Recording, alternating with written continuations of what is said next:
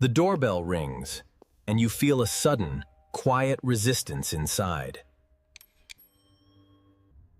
It is not quite fear, nor is it anger, but an immediate need for quiet. A part of you that felt settled just moments ago is suddenly on high alert. You are not a bad person for wanting to keep that space closed. The doorbell rings, and you feel a sudden, quiet resistance inside. You will smile and make coffee, saying all the right things to your guests. All the while, you are silently counting the minutes until the door closes again. And once the silence returns, you can finally breathe again.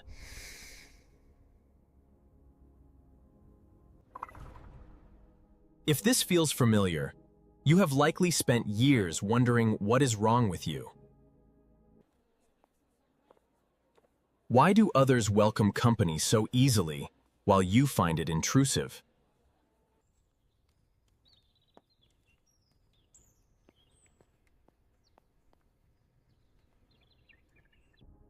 His answer was not what most people expect, because there is nothing wrong with you. He said there is something rare and vital happening inside you. The discomfort you feel is not a flaw. It is a signal worth understanding. Stay with me, because by the end, you will understand yourself better. First, your home is not just a physical place, but an internal sanctuary. Most think of home as walls and furniture, but for you, it is something else. It is the one place where you do not have to perform.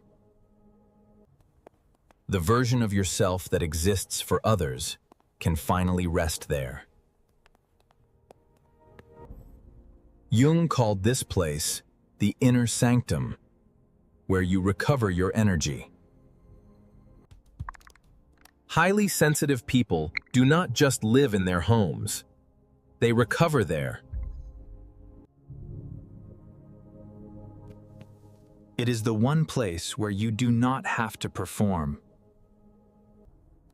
where interrupted ideas can finally finish and feelings can surface. You can be exactly who you are without the cost of being witnessed.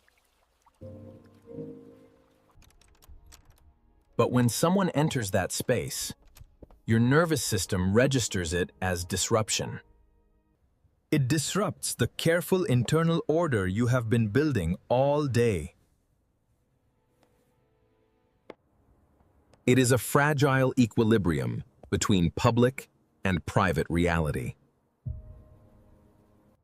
That equilibrium requires solitude, which a visitor dissolves instantly. Jung said this is not antisocial. It is a sign of a psyche that takes itself seriously. People like you are built for a kind of depth that requires protection. Second, the mask you wear costs more than people realize. When a visitor arrives, you automatically put on a mask.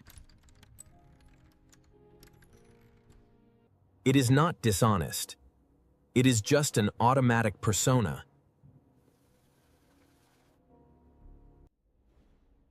Jung called this the persona, the social face you present to the world. For most, this is effortless, but for you, it is a performance. You feel the shift, the way you become someone slightly different in company. Your words become chosen, your expressions managed, and your attention divided. All of this requires energy that doesn't replenish through social interaction. It depletes you, which psychologists call introversion. Jung understood it as a fundamental orientation of psychic energy. You draw your life force from within, from silence and solitude. When the outside world demands your energy for too long, you lose contact. That loss is the real cost, not the time or the effort. It is the thread of inner awareness that keeps you feeling like yourself. Visitors interrupt that thread, and restoring it requires silence. The door is closed, and the world is held at bay.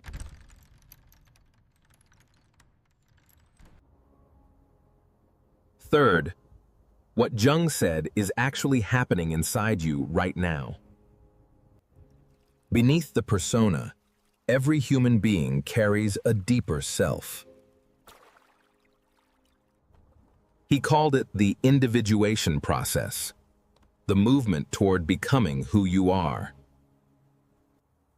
This process requires quiet to proceed, far from the noise of the world. The individuation process does not happen in noise or small talk. It happens in the spaces between, when no one is watching.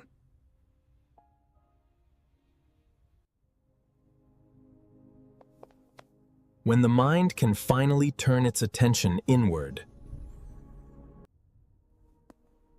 For some, the pull toward that inward space is so strong. Not because you dislike people, but because you are doing important work.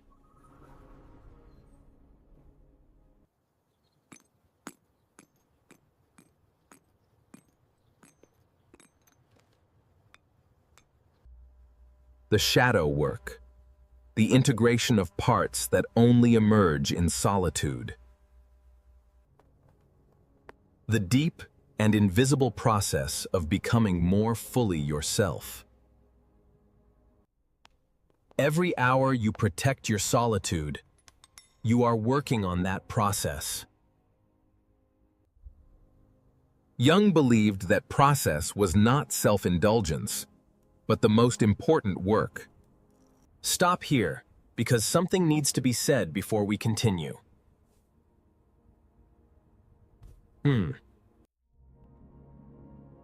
If you have spent years feeling guilty for this, I want to say something.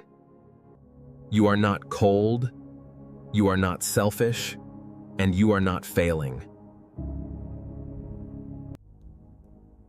You are someone whose inner life is unusually rich and demanding. Your inner life doesn't run on social fuel, it runs on silence. It runs on solitude and the specific, irreplaceable experience of being alone. Fourth, the 6 things Jung understood about people like you. He spent decades observing this pattern, concluding it's more than introversion. First, you absorb more from others than they realize. You experience their unspoken tensions and emotional states as your own. You feel all of this as real, exhausting physical weight. This is not imagination. Jung called it unconscious perception. Second, your psyche requires order to function, which is built in quiet.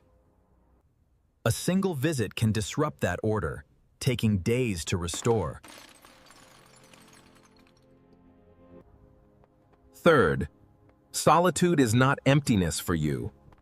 It is where your thinking happens, where problems that couldn't be solved in the noise find their answers.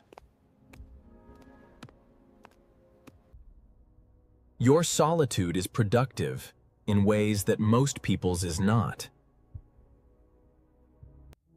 Fourth, your resistance to visitors is often the shadow speaking. The shadow is the part of yourself you have not yet fully integrated. Sometimes a visitor touches something in you that is still unresolved. Fifth, what you are protecting without even knowing it. You are protecting a version of yourself that only exists in solitude. It is not a hidden self, just one that doesn't have to manage anything. It does not have to be appropriate or considerate. It can think at its own pace. It can feel what it actually feels without translating it into something presentable. That version of you is not antisocial. It is the most honest version. It is not avoidant. It is just the truth of who you are. And it cannot survive in the presence of others, not because they are threatening, but because their presence requires you to become someone slightly other than yourself. Becoming other than yourself, even temporarily, costs something that compounds over time. The introvert with too many visitors loses the thread of themselves. A restlessness with no clear cause, and a hollowness that company deepens. Jung believed respecting the need for solitude was sanity, not selfishness. It is the condition under which you become most fully yourself. Finally, remember that your solitude is a necessity, not a luxury. You can only give from what you have, and what you have is replenished in silence. Not in the living room with coffee and endless conversation, but in the quiet that follows when the door finally closes. The house is yours again, and you are completely yourself. The doorbell will ring again, and that same contraction will arrive.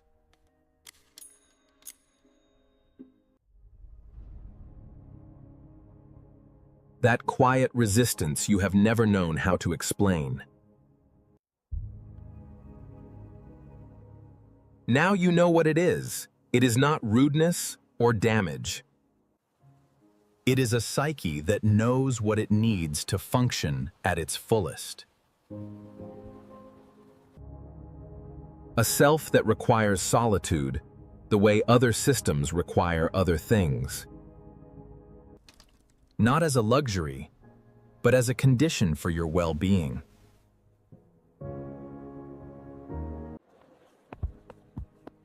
Jung spent his life studying people who moved differently through the world,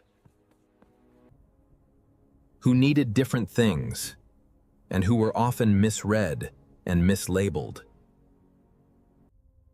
He said something worth carrying with you. Loneliness is not about having people. It comes from being unable to express what truly matters to you. You are not lonely because you prefer an empty house. You are most yourself there, and protecting that is not selfishness. It is one of the most honest things a person can do.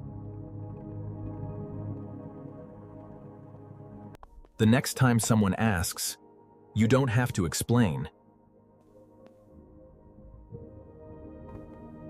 But if you want to, you now have the words. Drop a comment and tell me what becomes possible for you in the quiet. Because someone reading your answer has been carrying the same need for years and has never heard it described as something worth protecting.